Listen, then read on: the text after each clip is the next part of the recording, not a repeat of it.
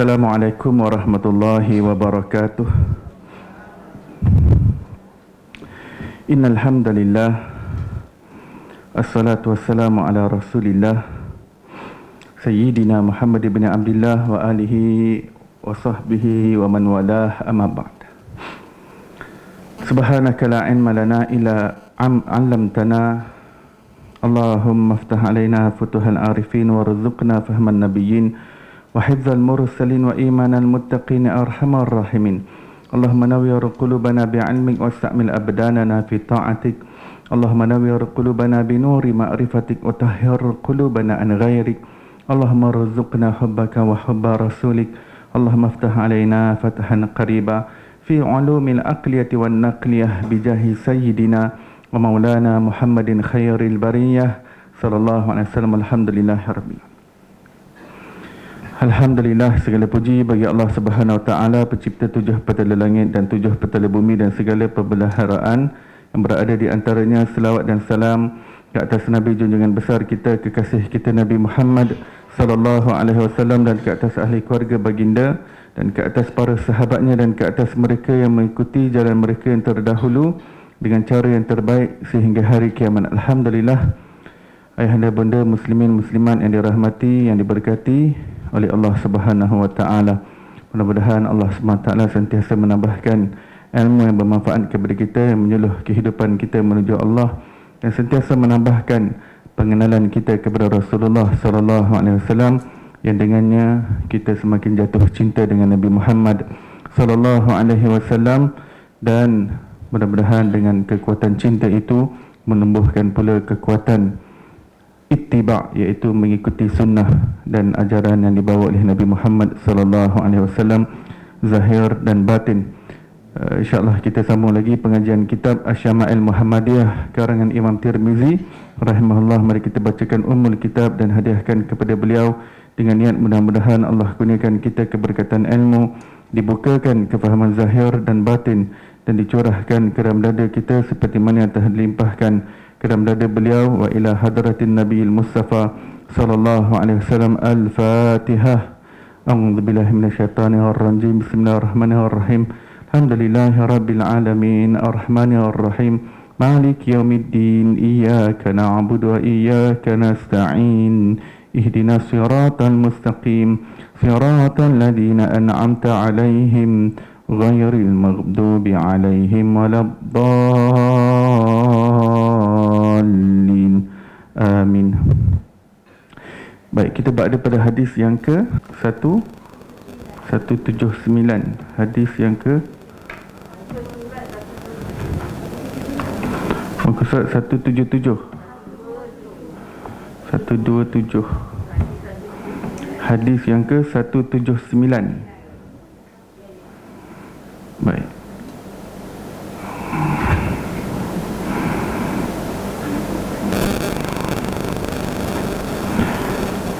Bab yang menceritakan tentang lauk pauk kuah muah Rasulullah sallallahu alaihi wasallam. Baik, hadis yang ke-179. Wa bihi qala haddatsana Husain bin Muhammad al-Basri, haddatsana Fudail bin Sulaiman, haddatsana Fa'id maula Ubaidillah bin Ali Abi Rafi' maula Rasulullah sallallahu alaihi wasallam berkata, haddatsani Ubaidullah bin Ali, daripada neneknya Salma, Sayyidina Al-Hasan bin Ali, Ibnu Abbas dan Ibnu Ja'far datang menemuinya, iaitu Salma. Jadi Salma ni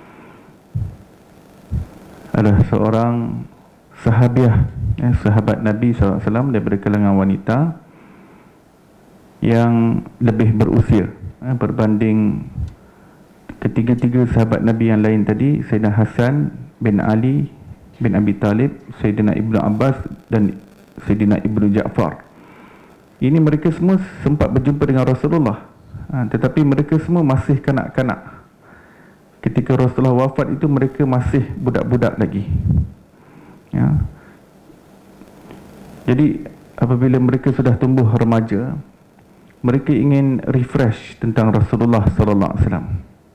Maka mereka berjumpa dengan sahabat Nabi yang lebih dewasa, yang hidup pada zaman Rasulullah, yang mereka lebih menghayati selok-belok tentang Rasulullah berbanding mereka yang masih budak-budak.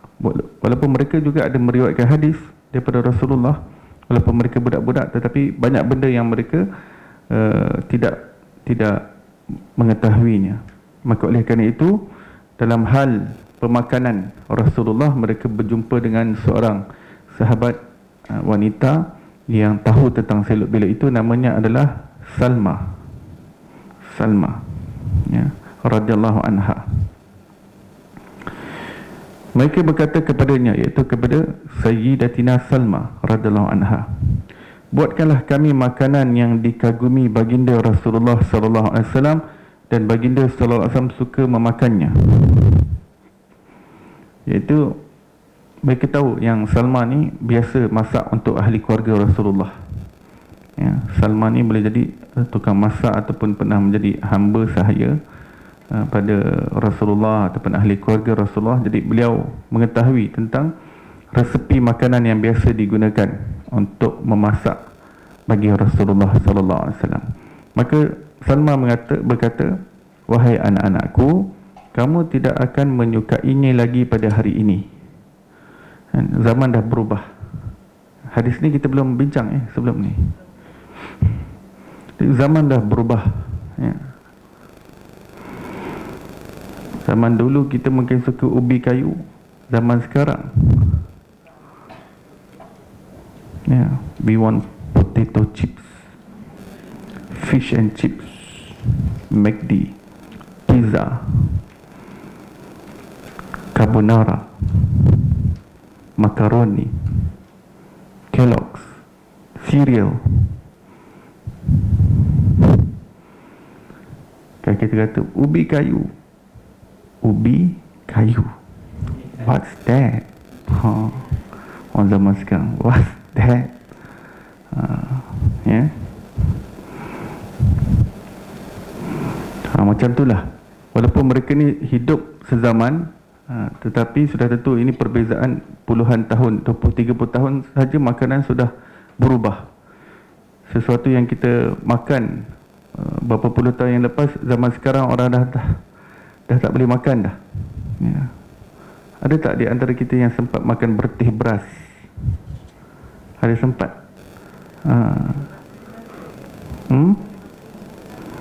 Ya. Zaman sekarang dia panggil cereal.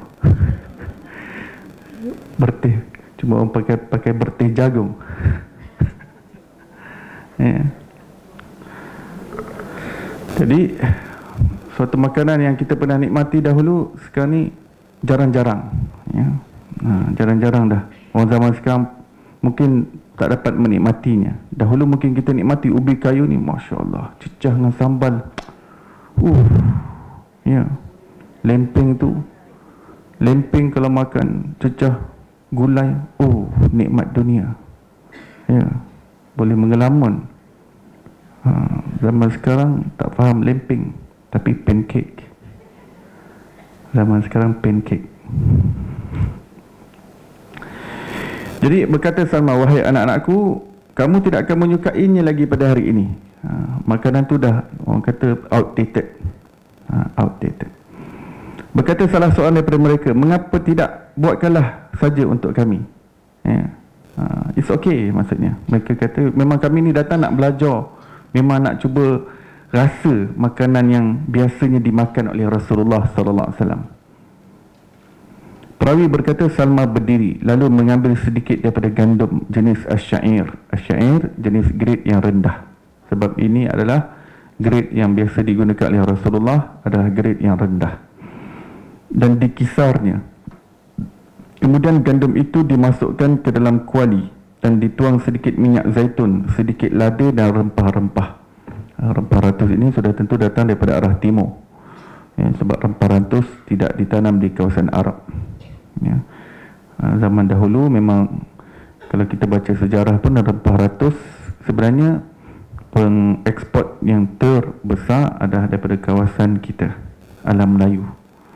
Jadi boleh jadi rempah ratus yang digunakan oleh Rasulullah itu memang datang daripada alam Melayu. Bahan ataupun komoditi utama yang dunia perlukan, yang pereksport utamanya adalah alam Melayu, antaranya adalah rempah ratus dan kapur. Kapur, kemudian gaharu. Di Indonesia, tempat yang zaman dahulu kala tempat pengeksport utama kapur, camphor. Nama tempat itu Barus. Sampai sekarang ada Barus. Sebab tu dipanggil kapur Barus. Ini memang pengeksport utama kapur. Ya, dan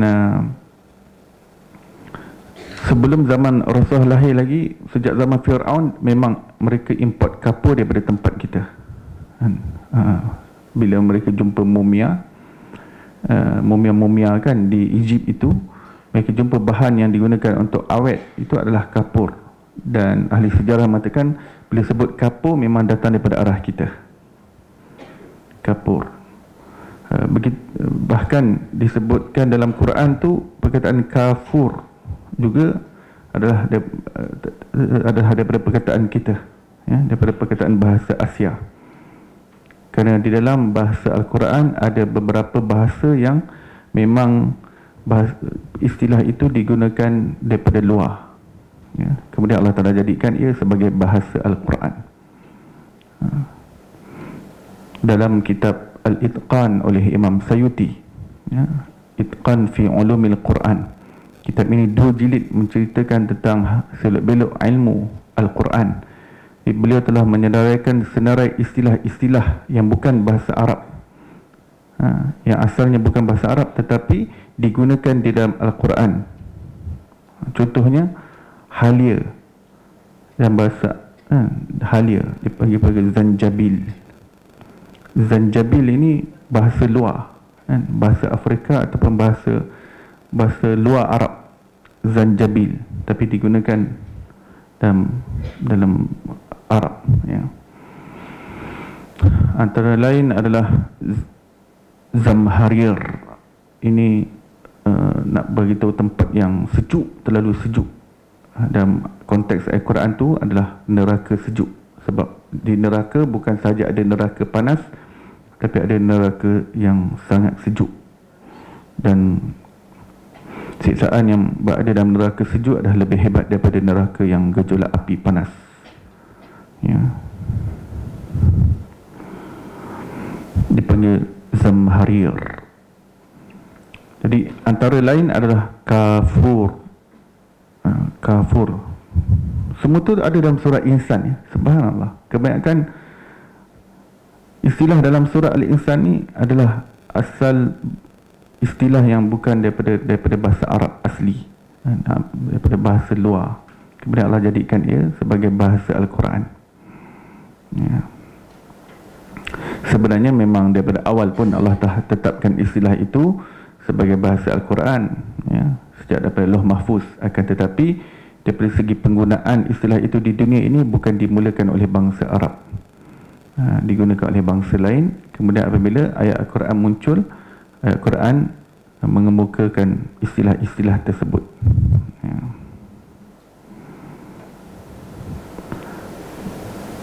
Di mana perkataan kafur ni dalam bahasa surah Al-Insan, ayat nombor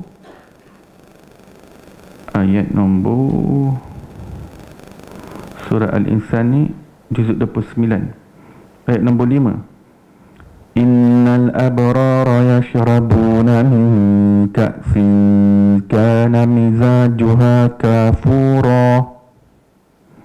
Sesungguhnya orang-orang yang baik lagi berbakti akan minum daripada gelas yang campuran sebatiannya adalah camphor.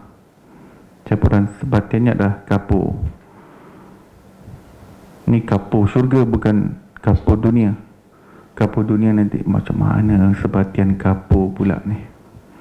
Ini kapur syurga yang hebat, ya. Wa yusqawna fiha ka'san kana mizajuha zanjabila. Dan mereka akan diberi minum di dalam syurga dengan gelas yang campuran sebatiannya adalah halia, campuran halia. Zanjabila. Nama pun daripada orang yang faham bahasa Arab tahu kosa kata yang bukan asal daripada bahasa Arab. Kerana biasanya bahasa Arab tidak terlalu banyak kosanya. Ni zanjabila. Biasanya banyak kosa kata seperti ini bukan daripada istilah bahasa Arab. Ya, biasanya nama-nama dalam bahasa Arab simple-simple. Ya. Dunia. Ya, dunia.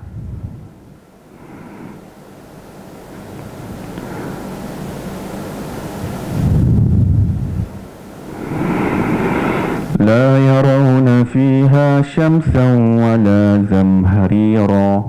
Zamharir. Yang tadi kita sebut neraka sejuk. Baik. Kemudian makanan itu dihulurkan kepada mereka. Berkata Salma, inilah di antara makanan yang dikagumi baginda Rasulullah sallallahu alaihi wasallam, dan baginda sallallahu alaihi wasallam suka memakannya. Berdasarkan cara resepi yang digunakan ini, bermakna makanan itu agak keras, ya. Kerana dia ambil bijiran gandum. Gandum tu maksudnya bijiran jenis syair grade yang rendah dikisar. Ini dikisar dengan cara manual, cara biasa saja, bukan cara yang proper. Kemudian dimasuk dalam kuali. Terus masuk dalam kuali, letak minyak sikit zaitun, lepas tu lada dan rempah. Dah. Lepas tu jadi macam apa, jemput-jemput gitu. Jadi jemput-jemput. Jadi instead of dicampur dengan air, gandum tersebut dicampur dengan minyak zaitun, digaul dengan minyak zaitun. Dia jadi macam pancake sikit lah, tapi pancake jadi keras, lemping jenis keras. Ataupun roti canai, roti canai yang jenis keras, kan? Macam tu lah. Baik, hadis yang berikutnya, Rabihi qala haddatsana Mahmud bin Ghailan, haddatsana Abu Ahmad, haddatsana Sufyan daripada Al-Aswad bin Qais, daripada Nubaih Al-Anazi, daripada Jabir bin Abdullah radhiyallahu anhu berkata, baginda Nabi SAW datang ke rumah kami, lalu kami menyembelihkan seekor kambing untuk baginda SAW. Baginda SAW bersabda, seolah-olah mereka tahu bahawa kami menyukai daging. Dalam hadis ini terdapat kisah, maksudnya terdapat kisah yang panjang di sebalik hadis ini. Tapi apa yang di-highlight dalam bab ini berkenaan dengan Rasulullah suka makan daging.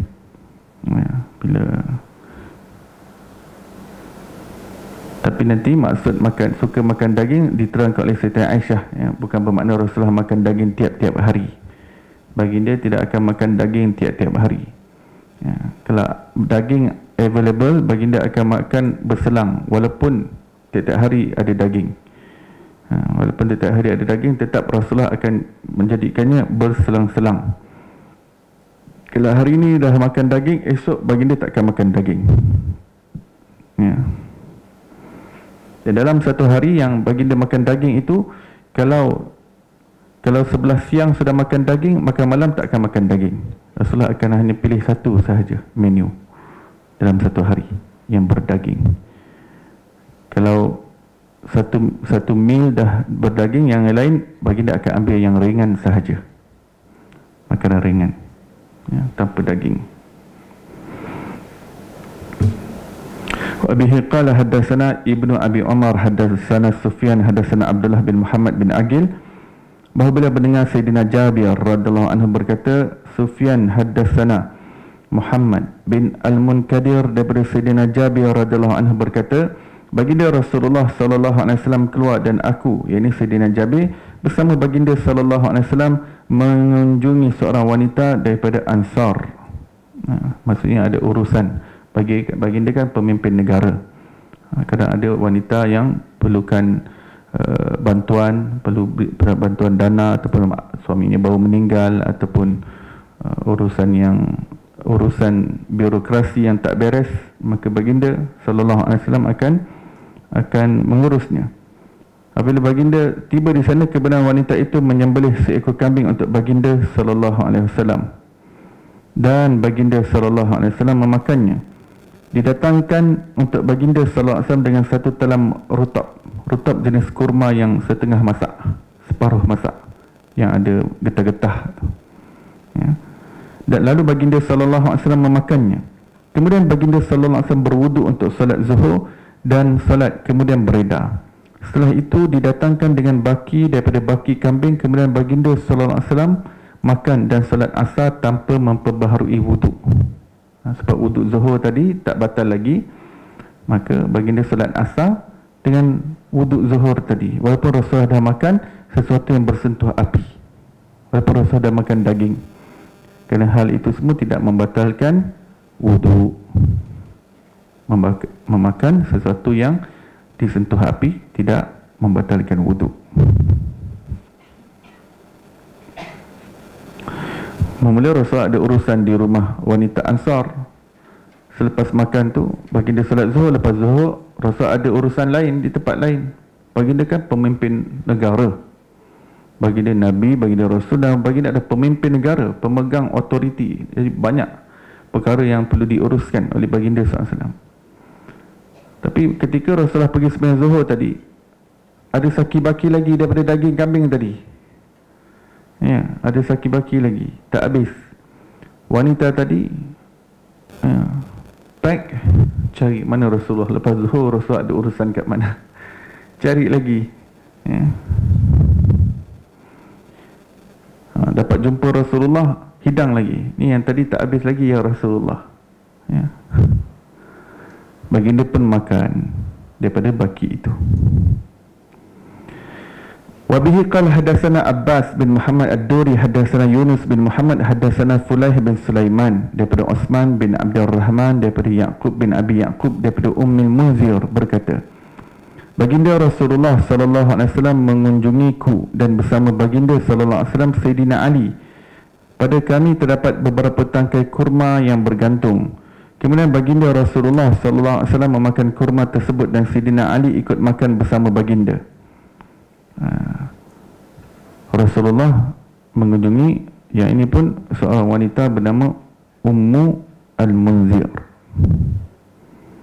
ya, dan yang menemani Rasulullah pada ketika itu sepupunya Sayyidina Ali radhiyallahu anhu. Apabila tiba di rumah Ummu Munzir, ada beberapa tangkai kurma yang bergantung. Kemudian sebab biasanya memang orang Arab ni di depan rumah mereka di kawasan koridor tu, mereka akan gantung tandan kurma di kawasan beranda. Ini kalau tetamu datang memang untuk terus makan, kan? Sebab tu Rasulullah terus makan, tak dipersilakan lagi, kerana dah memang custom begitu. Orang-orang yang ada kurma, dia akan letak tandan tu di tepi tiang ke, macam kita orang kampung dulu, tandan pisang tu letak tepi tiang depan rumah. Jadi siapa datang ambil makan, makanlah, kan? Niat sedekah. Jadi Rasulullah pun makan, Sayyidina Ali pun nak makan juga kurma tersebut. Baginda bersabda pada Sayyidina Ali, cukuplah wahai Ali, sesungguhnya kamu baru sembuh. Beliau ni baru sembuh daripada sakit demam ke begitu. Nanti banyak-banyak makan kurma, nanti panas pula, nanti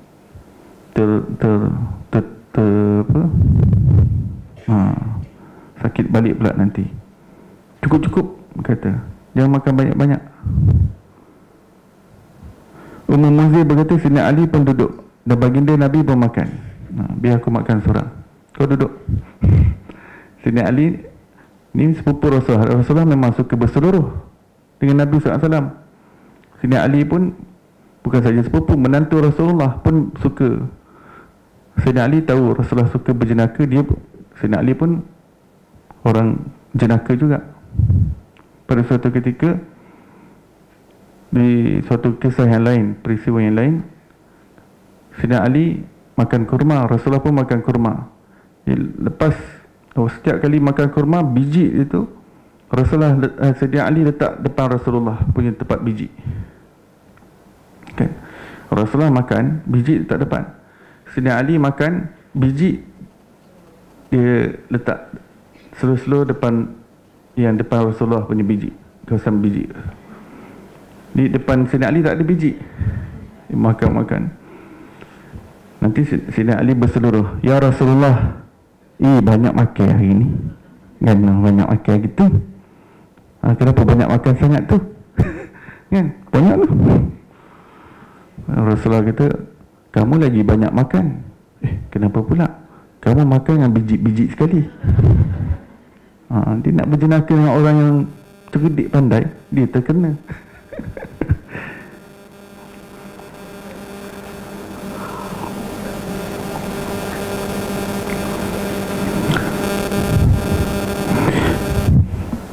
Ummi Munzir berkata, kemudian aku menyediakan silqan dan asyair. Silqan adalah sejenis ulam. Silqan dan asyair maksudnya gandum tu dibuat macam bubur, macam bubur nestem begitu. Dia letak ulam. Silqan ni sejenis sayuran ulam dicampurkan dalam tu. Baginda Nabi SAW bersabda kepada Sayyidina Ali, ini sudah cukup untuk kamu kerana ia lebih sesuai untuk kamu. Kerana dia satu yang macam porridge kan, dia macam bubur, dia macam mushroom soup begitu kan, yang dicampur ulam-ulam dalam tu. Ini sesuai untuk kamu, untuk orang yang baru sembuh. Kamu patut makan ni. Wabihi qala haddatsana Mahmud bin Ghailan haddatsana Bishr bin Asari daripada Sufyan daripada Talhah bin Yahya daripada Aisyah bin Talhah binti Talhah daripada Sayyidatina Aisyah radhiyallahu anha ummul mukminin berkata, baginda Nabi SAW datang menemui aku dan bersabda, adakah kamu mempunyai makanan tengah hari? Aku menjawab, tidak. Sayyidatina Aisyah berkata, baginda SAW bersabda, aku berpuasa. Sayyidatina Aisyah radhiyallahu anha berkata, baginda SAW datang menemui aku pada suatu hari lalu. Aku beritahu, ya Rasulullah, kita telah diberikan hadiah. Rasulullah SAW bersabda, apa dia? Aku menjawab, haisun. Haisun adalah jenis makanan yang dibuat daripada campuran tamar, keju dan minyak. Baginda SAW bersabda, aku telah berniat untuk berpuasa. Sayyidatina Aisyah berkata, lalu baginda SAW makan. Baik. Hadis ni menunjukkan pertama sekali, Rasulullah ni seorang yang tidak cerewet. Seseorang yang tidak fasih. Seorang yang tidak cepat melenting. Seseorang yang grateful. Seorang yang appreciate apa yang ada. Apa yang ada. Ya. Baginda tak minta apa yang tak ada. Baginda tidak marah dan tidak panas baran jika makanan tidak ada di rumah. Maka bila Rasulullah balik nak makan tengah hari, maka tengah hari itu boleh jadi dalam pukul 11 begitu, 11 ataupun pukul 12. Yang penting sebelum zuhur. Sebelum zuhur. Kadang-kadang baginda ini sibuk lepas daripada subuh tu, macam-macam, ramai orang nak jumpa, banyak perkara perlu diselesaikan. Kadang Rasulullah kena jumpa orang, ada orang delegasi luar nak jumpa pemimpin negara. Kadang daripada subuh tu tak balik-balik. Kadang-kadang nak pukul 11, pukul 12 baru balik. Baru saya tanya, ada makanan tak? Sayyidatina Aisyah kata, tak ada makanan. Kalau gitu aku berpuasa. Maksudnya Rasulullah terus berniat puasa. Puasa apa? Puasa sunat. Kerana niat puasa sunat sampai bila? Sampai zuhur. Dengan syarat tidak ada apa-apa makanan masuk dalam perut atau minuman. Ya.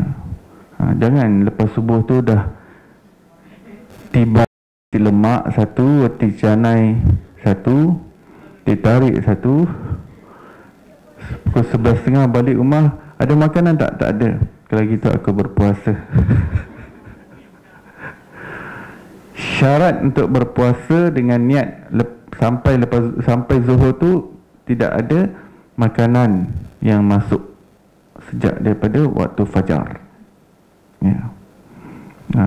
Maksudnya subuh tu dah tak minum apa-apa, tak makan, pukul 8 tak makan, 9 tak makan, 10 hari ni malas nak masak. Puasalah hari ni. Niat puasa, niat dalam hati je, sahaja aku berpuasa hari ini kerana Allah Ta'ala. Nah, tak payah sebut esok hari.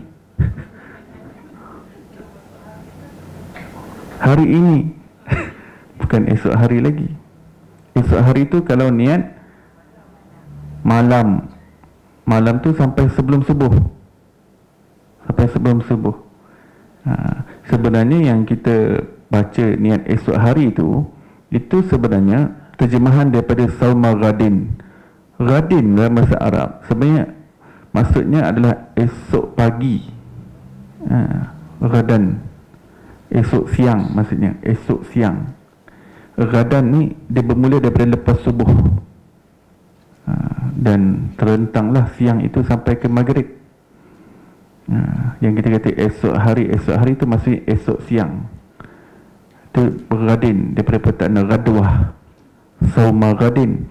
Jadi bila kita terjemah esok hari boleh juga, tapi nanti orang confuse. Sekarang subuh pukul 6, sekarang dah ada 5.55, pukul 5.55. Aku nak puasa hari ni ke puasa esok hari? Tak gitu? Confuse tak? Ni macam mana? Dia nak subuh dah ni. Ni bukan, terlupa nak niat semalam lepas isyak. Sebelum pukul 12 terlupa. Sebab dia tersangkut kat pukul 12 tu. Dia anggap sebelum pukul 12 tu hari lain, lepas pukul 12 hari lain. Sedangkan dalam Islam tak ada kiraan pukul 12 tu. Dalam Islam tak ada kiraan pukul 12. Kiraan official lah, yang biasanya dalam Islam ni hari baru tu maghrib. Maghrib kan, itu hari baru. Tapi untuk perkataan Ghadin, Sauma Ghadin, yang itu lepas subuh, itu bermula lepas subuh kan. Dalam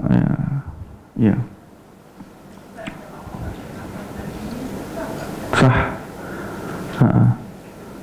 Sahaja aku berpuasa dah cukup. Tak wajib sebut hari ini, tak wajib tak wajib sebut sunat, tak wajib sebut lillah ta'ala, tak wajib. Sahaja aku berpuasa cukup. Macam solat sunat mutlak, cukup aku sahaja aku sembahyang. Tak ada lillahi ta'ala, tak ada berapa rakaat, tak ada. Sebab solat sunat mutlak cukup, sahaja aku sembahyang dah cukup. Apa nak tambah tu lebih baik lah kan. Begitu juga dengan puasa.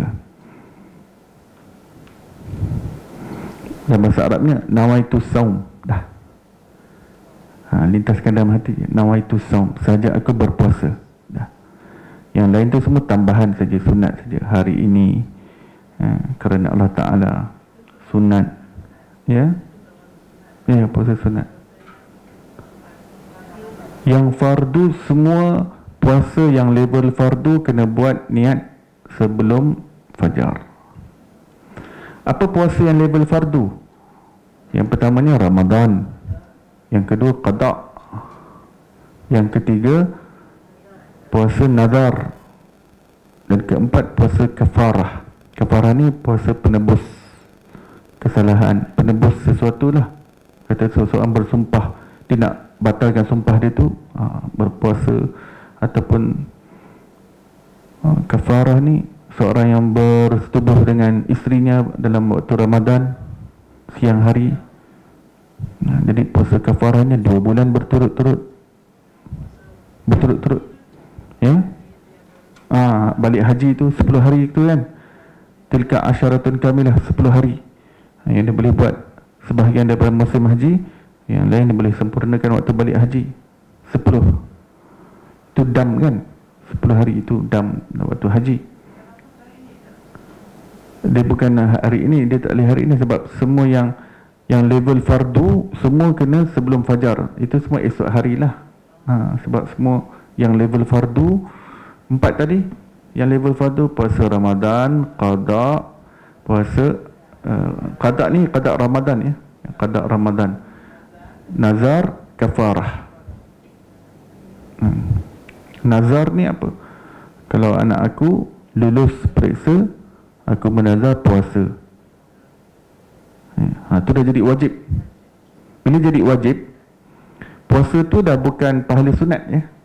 Dia pahala fardu. Pahala fardu ni sekurang-kurangnya 70 kali ganda lebih banyak daripada ibadah sunat. Dia punya sistem macam tu. Sebab tu ada orang yang dah biasa istiqamah, dia biasa istiqamah malam sembahyang tahajud. Aku bernazar malam ni sembahyang tahajud kerana Allah Ta'ala. Jadi bila dia sembahyang tahajud, disempurnakan nazar dia. Sekarang tahajud tu dah bukan pahala sunat, dia dah pahala fardu. Pahala fardu ni jadi berganda lah. Sebab satu amalan fardu sekurang-kurangnya 70 kali ganda lebih besar pahala daripada amalan sunat. Contoh seorang yang dah tiap malam memang terawih, memang jenis tak ke mana-mana lah. Kalau Ramadan ni memang malam terawih, siang tu dia bernazar, saja aku bernazar malam ni untuk sembahyang terawih ya, kerana Allah Ta'ala. Sekarang kalau dia sembahyang terawih, maka pahalanya pada fardu. Tapi sebenarnya dalam Ramadan dah memang pahala sunat semua pahala fardu. Cuma siapa yang bernazar, maka amalan tu yang dah amalan fardu jadi 70 kali amalan fardu. Dia bukan jadi, sebab satu amalan fardu bersamaan 70 amalan sunat. Dan satu amalan fardu di bulan puasa bersamaan siapa yang buat amalan fardu di bulan puasa, dia jadi 70 amalan fardu pahalanya. Sebab bulan Ramadan ni berganda-ganda. Jadi orang yang tamak pahala ni dia cuba fikir macam mana nak multiply dividen tu. Sebab niat ni memang Allah Ta'ala, it matters. Niat ni sesuatu yang dipandang oleh Allah. Sesuatu yang kita pasang niatnya Allah pandang terus. Sebab tu niat besarlah dalam agama kita ni. Innamal a'malu binniat. Bukan, Imam Syafi'i sangat ambil peduli betul hadis ni dalam diaplikasikan dalam amal ibadah.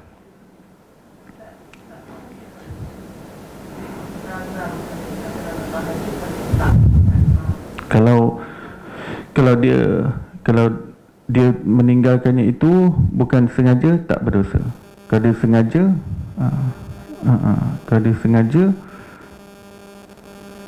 sengaja, dia kena ganti, kena kafarah, ataupun dia kena sempurnakan nazar tu pada esoknya.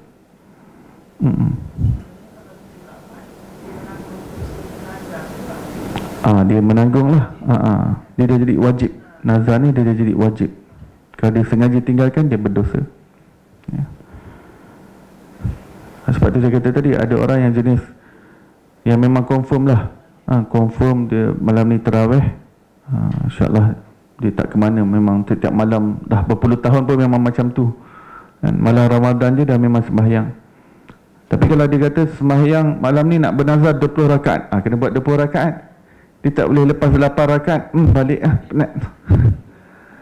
Boleh balik, tapi sempurnakan yang baki kat rumah. Jadi nak save sembahyang terawih saja. Cakap aku nak bernazar sembahyang terawih. Jadi 2 rakaat pun dah tersempurna nazarnya. Sebab ya. Betul saya bernazar. Orang bernazar untuk sesuatu. Nazar dan niat, dalam hati dan niat. Ya. Kemudian dia meninggal dunia tanpa mendengarkan nazar. Kau fardu tak tahu mana? Ya. Kalau dia wasiatkan untuk menyempurnakan nazarnya, ya. Tapi tak sampai. Tak sampai. Kalau ajal dulu sudah tiba, tak jadi masalah lah. Kalau ajal dulu tiba, kalau sengaja, yang itu nanti diambil kira. Sebab itu sebagai suatu janji kita dengan Allah. Kita berjanji dengan Allah, kita nak buat. Nazar ni dia tak perlu terikat dengan apa-apa hajat yang dicapai. Dia tak perlu tunggu anak lulus exam. Kalau nak tunggu exam saja, anak kita semua dah habis exam dah. Nak kata nak tunggu semua dapat kerja, semua pun dah bekerja dah. Ulama' bernazar ni untuk nak dapat pahala ya, supaya nak convert amalan sunat tu jadi fardu sebab nak tamak pahala tu je.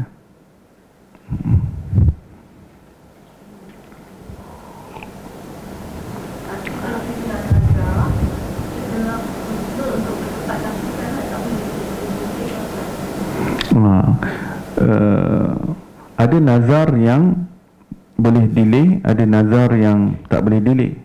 Contohnya kalau macam malam ni, nak tarawih malam ni, kita dah nazar nak tarawih malam ni, iaitu tak boleh delay sebab dah nazarnya malam ini, ya, malam esok nazar lain pula. Melainkan kalau awal Ramadan tu dia, ataupun di pertengahan Ramadan tu kata baki daripada Ramadan ni saya bernazar nak sembahyang tarawih setiap malam, tu maksudnya setiap malam lah dia kena bernazar, dia kena sempurnakan sembahyang tarawih dia. Dan ada yang boleh didelaykan mengikut kepada kesesuaian. Maksudnya kalau saya bernazar untuk nak berpuasa sunat, sama ada terikat dengan berjaya sesebuah hajat ataupun tidak, kan?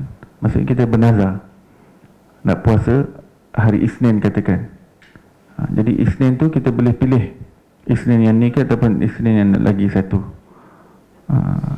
Dia tak semakin dia cepat sempurnakan lebih baik. Tapi kalau dia meninggal dunia sebelum dia sempat sempurnakan, tak menjadi masalah sebab ianya yang boleh dilakukan secara delay. Begitu macam haji kan, macam haji seseorang dah ada kemampuan nak pergi haji, tapi kesesuaian masa tu masih belum sampai. Sebab kewajipan haji itu dalam mazhab Syafi'i adalah secara delay. Dia dah mampu pergi tapi mungkin queue dia tu 2118. Moga-moga Allah panjangkan umur kita sampai 2118. Ya. Jumpa muka nakir dulu. Jadi dia on delay. Haji on delay. Jika orang meninggal dunia sebelum tu tak dikira sebagai orang yang sengaja meninggalkan haji, sebab dia dah memang niat nak pergi haji, dia dah tunjukkan kesungguhan, dia dah mula menabung dalam tabung haji, dah cukup kan. Kalau tak cukup pun dia dah tunjukkan yang dia dah buka akaun. Sebab zaman sekarang ni di Malaysia nak pergi haji memang kena daftar dengan tabung haji. Jadi dia dah tunjukkan kesungguhan kat situ. Kadang-kadang ada orang banyak duit memang tanpa nak menabung dulu tabung haji, anytime dia boleh kan, pakai package yang mahal-mahal, dah memang ada seat dah untuk dia. Tapi takut umur tak sampai, jadi dia perlu keluarkan duit dia untuk nak tunjukkan kesungguhan dia yang dia dah memang niat nak mengerjakan haji. Sama ada duit tu untuk dia dah letak di tabung haji ataupun pada syarikat package tu. Package macam ni yang Eastern dapat visa ni, harga dia mahal lah, berpuluh-puluh ribu, boleh mencecah 100,000. Tapi orang yang banyak duit tak pandang kan? Yang penting dia dapat pergi. Baik. Kemudian ada suatu masa yang lain, Rasulullah masuk dalam rumah, berkata lagi, bagi dia datang menemui aku pada suatu hari. Okey, hari yang lain bagi dia masuk juga dalam rumah. Waktu tu Rasulullah dah berniat berpuasa, tapi masuk dalam rumah Rasulullah, Siti Aisyah kata ada makanan. Ini ada orang hantar hadiah makanan. Rasulullah kata, apa dia? Haisun. Haisun ni jenis makanan yang campuran tamar, keju dan minyak. Best juga makanan ni. Rasulullah kata, okeylah, aku dah niat puasa tapi tak apa, bawa haisun. Rasulullah pun makan. Sebab puasa sunat ni boleh dibatalkan walaupun tanpa sebab yang valid. Sebab tak nak kepunan makan haisun, Rasulullah batalkan puasa dia. Tak apalah, aku sebenarnya dah berniat puasa ni, tapi tak apalah, hadiah ni kita makanlah. Yang tak boleh dibatalkan adalah puasa fardu. Segala jenis puasa yang level fardu tidak boleh dibatalkan begitu sahaja, hukumnya haram. Melainkan kalau berdatangkan mudarat ataupun perkara-perkara yang datang, perkara yang keuzuran untuk meninggalkan puasa Ramadan, itu juga untuk puasa yang level fardu yang lain. Kita dah qada, malam tadi dah niat puasa qada, esok hari, esoknya pun kita puasa qada. Sekali ada orang jemput kenduri, alamak, ada jemput kenduri pula, aku dah berpuasa, tak apalah, batalkan dululah puasa ni, nanti ganti yang lain. Haram. Haram. Kalau puasa sunat tak apa, puasa Isnin, puasa Khamis, puasa Ayamul Bid, tak apa, batalkan.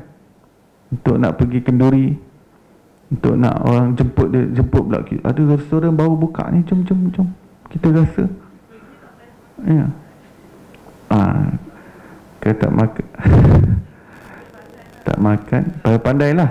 Tapi kalau puasa qada ni kena bagi tahulah, orang tu, saya minta maaf, saya puasa qada ni fardu, kalau puasa sunat saya nak, boleh je batalkan kan. Ni puasa level fardu, bukan sahaja puasa, apa sahaja amalan yang level fardu tidak boleh dibatalkan secara sengaja di tengah-tengah, melainkan ada alasan yang valid dalam syariat, termasuk solat.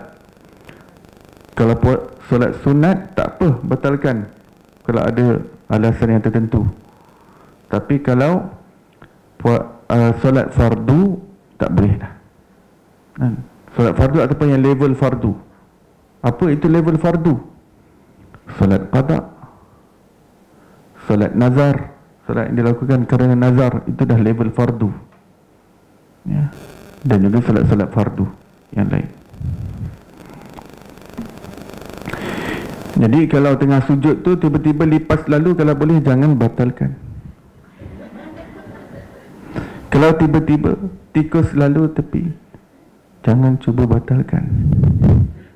Takut hanya pada Allah, jangan takut pada tikus dan lipas maupun cicak. Itu semua makhluk, tidak ada kuasa langsung. Kita tengah menyembah Allah ya.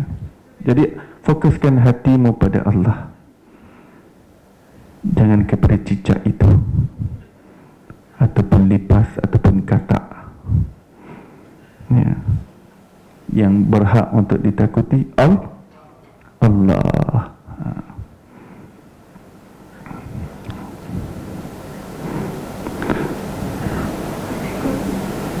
Baik. Lalu baginda pun makan ya, ini maksudnya puasa sunat.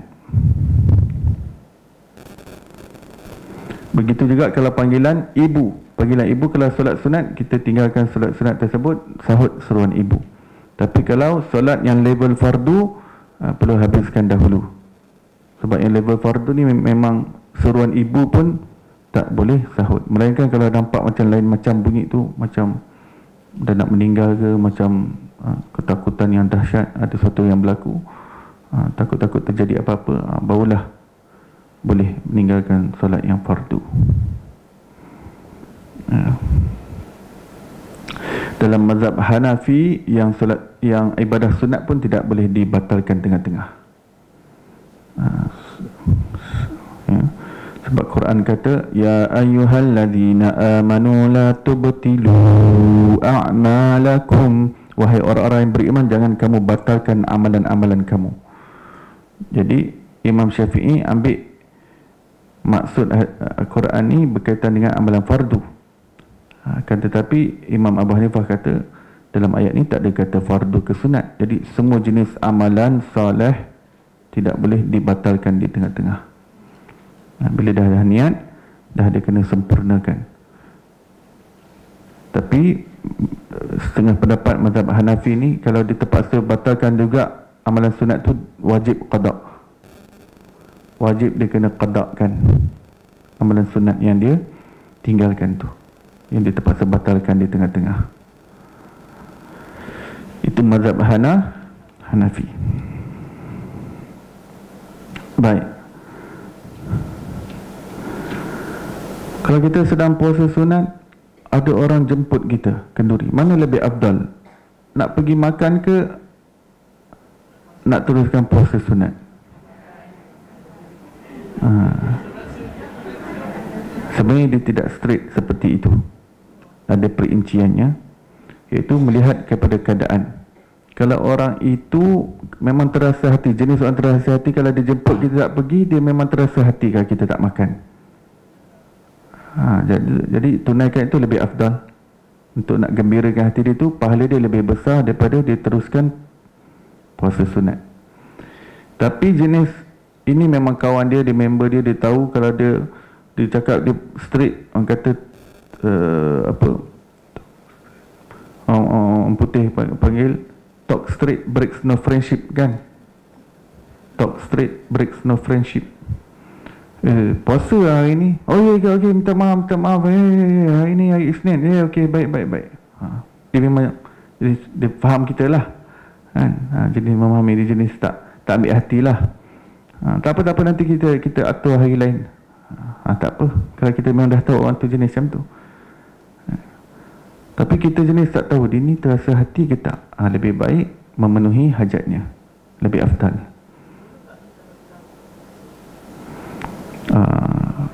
Tengok orang, tengok kepada jenis orang tadi, ya. Tengok kepada jenis orang. Melainkan kalau dah hari tinggal sikit saja nak qada puasa dan nak masuk Ramadan, memang dah tak ada hari lain dah untuk nak qada, iaitu memang kena batalkan semua kenduri kendara. Kalau nak hadir kenduri pun untuk menyejukkan hati orang tu, hadir saja kan, hadir saja. Jika dia tak makan ke, minta maaf banyak, pi'ah, saya ni 1 tahun berlalu banyak sangat kerja, banyak sangat jaga cucunya, tak sempat nak puasa. Inilah hari-hari akhir Syaban ni, minggu terakhir saya dah ni nak kena qada puasa. Minta maaf banyak lah, tapi macam mana pun saya datang juga ni, nak gembirakan hati tuan rumah.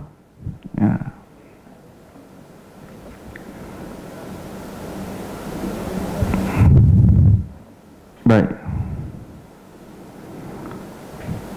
Wabihi qala haddatsana Abdullah bin Abdul Rahman, haddatsana Umar bin Hafs bin Ghiyas, haddatsana ayahku daripada Muhammad bin Abi Yahya al-Aslami, daripada Yazid bin Abi Umayyah al-A'war, daripada Yusuf bin Abdullah bin Salam berkata, aku melihat baginda Nabi SAW mengambil pecahan daripada roti asyair, iaitu roti yang daripada grade gandum asyair.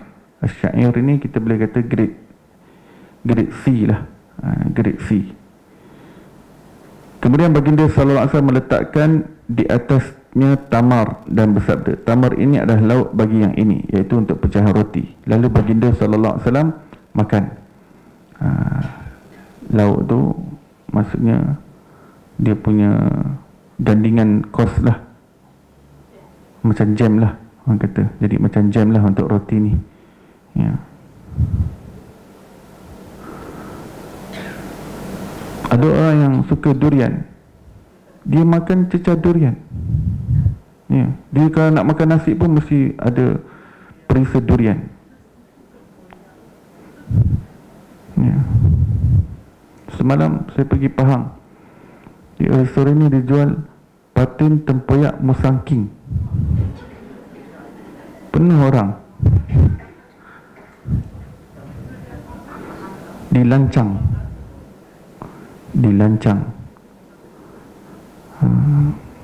Sebab tahun depan ni saya berazam nak jadi farmer, petani dan pengembala. Jadi saya cari orang siapa ada tanah. Sekali ada kawan ni, betul Ustaz nak buat, betul. Akhir zaman ni saya kata saya nak jadi petani, nak jadi farmer, nak berbakti pada tanah.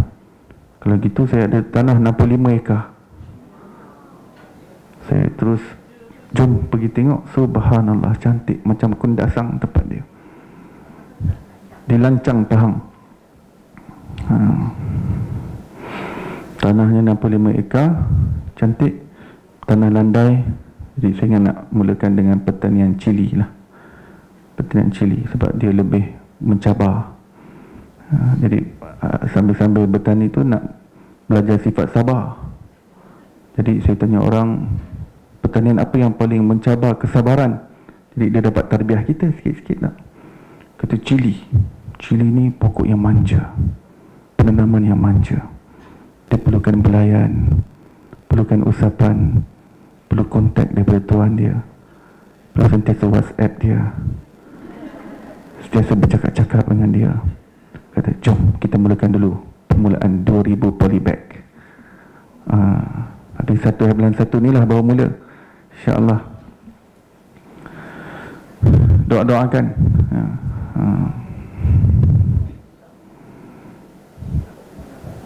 Jadi semalam tu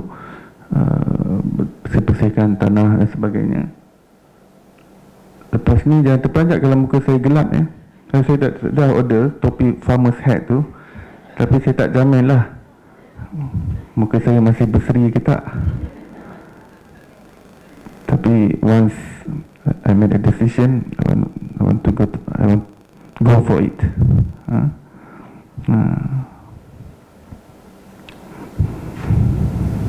Hidup saya ni berfasa-fasa. Suatu perkara yang saya tak pernah terfikir nak buat, kadang Allah campakkan. Bila Allah campakkan, tengok macam bagus juga ni. Agriculture, bincang-bincang keluarga pun support, setuju. Bismillah, tawakal ya. Jadi permulaan tu cili, kemudian tembikai, daun kari, timun ya. Kemudian owner lama tu dia dah buat kolam apa semua, jadi mungkin boleh talapia, patin, haruan, keli ya. InsyaAllah, insyaAllah. Lembu, padang ragut pun luas. Jadi lembu, kambing ya. Rusa, yang ni yang senang lah, kambing biri-biri, dopel, yang senang-senang, yang boleh lepas je biar dia membiak. Baik, hadis yang terakhir. Kemudian baginda SAW meletakkan di atasnya tamar dan bersabda, tamar ini adalah lauk bagi yang ini. Lalu baginda makan. Hadis yang terakhir, haddabihi qala haddatsana Abdullah bin Abdurrahman anba'ana Sa'in bin Sulaiman daripada Abbad bin Al-Awam, daripada Humaid, daripada Anas radhiyallahu anhu. Baginda Rasulullah SAW sangat mengagumi as-sufl. Berkata Abdullah, iaitu sesuatu baki daripada makanan. Itu saki-baki makanan. Ya ini kalau ada macam saki-baki lauk, saki-baki kuah, tu Rasulullah SAW suka makan ya. Suka makan yang saki-baki ya. Ini satunya menunjukkan tawaduknya Rasulullah SAW. Lagi satu, kita tahu bahagian mana yang ada barakah, jadi Rasulullah nak makan yang itu. Jadi makanan yang terjatuh pun Rasulullah ambil makan. Sebab tu Rasulullah pakai saprah. Saprah ni alas. Jadi kalau makanan jatuh atas alas yang bersih, jadi Rasulullah kata takut yang itu yang berkat, jadi Rasulullah ambil makan ya. Maka demikian ya. Habis bab itu.